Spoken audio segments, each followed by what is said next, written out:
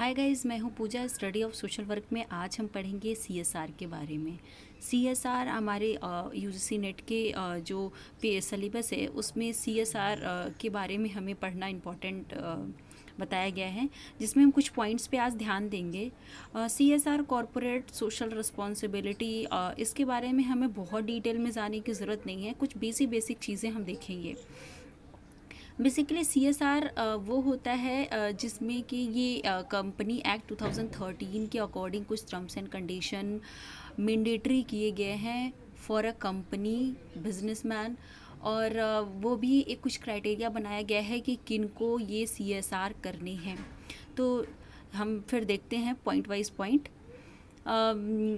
ये पहली बात है कि कौन कौन अप्लीकेबल है, कौन कौन फॉलो करता है सीएसआर को। तो पहला जो पॉइंट है, जिसकी संपत्ति 500 करोड़ से ज़्यादा हो, 500 करोड़ हो या उससे ज़्यादा हो, या फिर साल या वर्थ नेट जो है वो 1000 करोड़ या मोर उससे भी हो सकता है।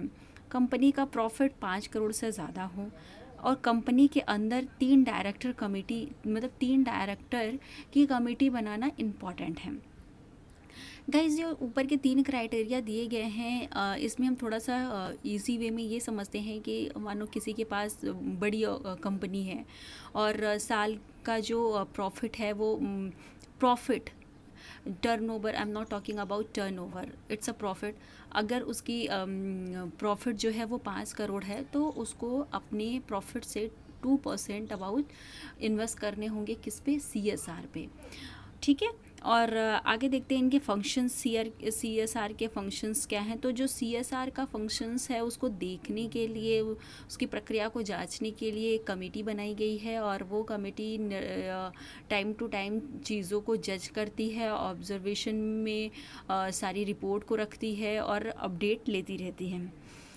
ये कितना, और वो ये भी निर्धारित करती है कि कौन सी कंपनी कितना खर्च कर रही है, कितना उसके बच रहे हैं पैसे, और वो क्या ऐसा तो नहीं कि वो फिर उसी पैसे को अपने कंपनी के प्रॉफिट के लिए यूज़ कर रहा है, या फिर वो उसको सेव कर रहा है ताकि वो नेक्स्ट ईयर के जो सीएसआर की एक्टिविटीज़ या जो भी करे वो उसमें यूज़ करे। तो ये सारा ब्यौरा जो है वो कमेटी इसकी देखरेख करती है, और इसको at least 2% of average of net profit, जितनी प्रॉफिट हुई है उस प्रॉफिट का 2% उसको सीएसआर में देना है।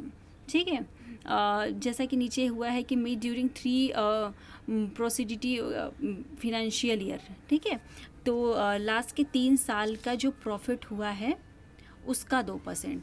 यहाँ पे मैं थोड़ी एक चीज़ क्लियर कर देती हूँ गाइस, जैसे कि कोई कंपनी है और कंपनी का जो प्रॉफिट है 3 साल के प्रॉफिट को देखा जाता है।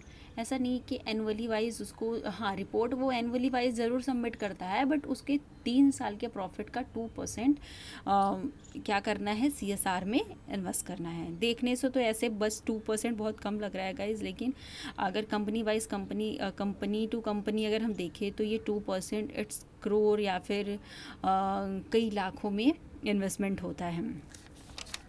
आगे देखें, कुछ पॉइंट्स यहाँ पे ये हैं गाइस कि जो बेसिक है, बेसिक में इन द सेंस कि ये गाइडलाइन कहाँ से तय हुई, कहाँ से इसकी शुरुआत हुई। तो मैंने जैसा पहले बोला कि कंपनी एक्ट है 2013 का, उसमें जो सेक्शन है 135, उसमें इसके बारे में पूरा डिटेल्स है कि कंपनी को क्या क्या रूल्स फॉलो करने हैं, कौन कौन इस सीएसआर के अंडर में आ रहा है।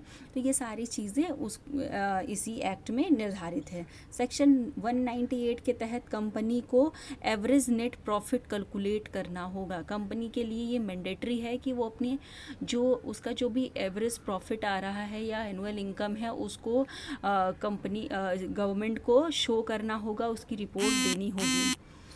दूसरी चीज़ ये है कि चाहे तो कंपनी जो है वो सीएसआर 2 कंपनी के साथ मिलके कर सकती है, लेकिन इसके लिए उसको अलग अलग रिपोर्ट सबमिट करनी होगी। कंपनी यदि वर्कर को खुश करती है, उसे बोनस देती है, उनका प्रमोशन करती है, तो that is not a CSR. CSR उनके लिए करना होगा जो वीकर सेक्शन हैं या जिनको, जो नीडी हैं, जिनको पर्टिकुलर जियोग्राफिकल एरिया में ज़रूरत है, उनके डेवलपमेंट के लिए, उनके ग्रोथ के लिए किया गया काम ही सीएसआर में आएगा। यदि CSR में जो CSR की कमेटी है, अगर उसमें 3 डायरेक्टर नहीं हैं तो भी आवश्यकता पड़ने पे 2 डायरेक्टर भी इस कार्य प्रक्रिया को आगे बढ़ा सकते हैं। आगे देखते हैं कि इट इज़ ऑब्लिगेशन मैंडेटरी है। जैसा कि हमने पहले कहा गाइस कि जो CSR है वो मैंडेटरी है, इसको फॉलो ही करना पड़ेगा हर कंपनी को जिनकी प्रॉफिट, जैसा कि निर्धारित ऊपर 3 स्टेप में कहा गया है कि 1000 करोड़ के ऊपर हो या 1000 हो, 500 करोड़ या फिर हाँ, तो इस तरीके के प्रॉफिट को ध्यान में रखते हुए उनके लिए ये CSR करना बहुत ज़रूरी है।